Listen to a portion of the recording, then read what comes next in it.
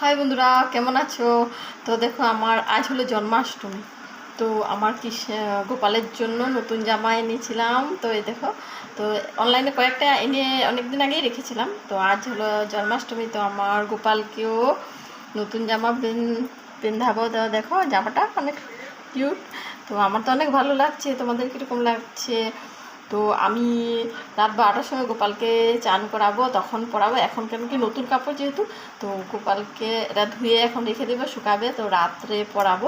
তো এখন আজ তখন প্রচুর রোদে দিয়েছে, মানে শুকিয়ে যাবে, জামাটা একটু মোটা আছে কিন্তু। তো এই দেখো, আমার গোপাল এখন স্নান হয়ে গেছে, দুপুরে চান হয়ে গেছে, রাতে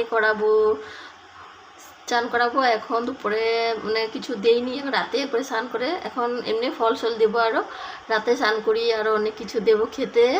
তো ধুয়ে রাখি,